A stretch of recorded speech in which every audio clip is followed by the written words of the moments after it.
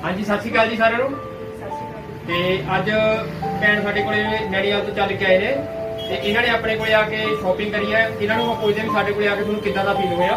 ਸਾਨੂੰ ਬਹੁਤ ਵਧੀਆ ਲੱਗਿਆ ਵੀਰ ਜੀ।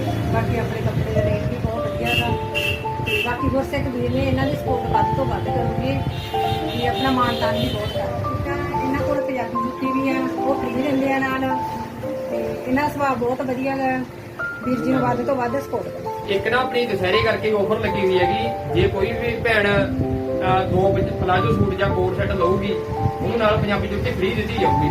ਔਰ ਪੰਜਾਬੀ ਜੁੱਤੀ ਵੀ ਵਧੀਆ ਜੁੱਤੀ ਹੈ, ਕੋਈ ਐ ਨਹੀਂ ਹੈਗਾ ਵੀ ਇੱਕ ਵਾਰ ਪਾਣ ਤੇ ਟੁੱਟ ਜੇਗੀ। ਸਾਰੀ ਅਸੀਂ ਖੁਦ ਸਟਿਚ ਕਰਾਉਂਦੇ ਆ, ਸਾਡੀ ਖੁਦ ਹੀ ਫਿਨਿਸ਼ਿੰਗ ਹੈ, ਬਹੁਤ ਵਧੀਆ ਫਿਨਿਸ਼ਿੰਗ ਸਾਡੀ ਖੁਦ ਹੀ ਤਿਆਰ ਕਰਵਾਈ ਹੋਈ ਹੈ ਔਰ ਬਹੁਤ ਹੀ ਵਧੀਆ ਕਲੈਕਸ਼ਨ ਹੈਗੀ। ਇੱਕ ਵਾਰੀ ਸਾਰੇ ਜ਼ਰੂਰ ਵਿਜ਼ਿਟ ਕਰੋ। ਪਤਾ ਆਪਣਾ ਹੈਗਾ ਗੁਰਵੀਰ ਕਲੈਕਸ਼ਨ ਬਰਨਾਲਾ, ਵਾਲਮੀਕੀ ਚੌਂਕ ਨਾਲ ਸਿੱਧੂ ਲਾਈਟ ਤੇ ਖੱਬੇ ਪਾਸੇ ਦਮਨ ਕਰਿਆਨਾ ਸਟੋਰ ਬਰਨਾਲਾ।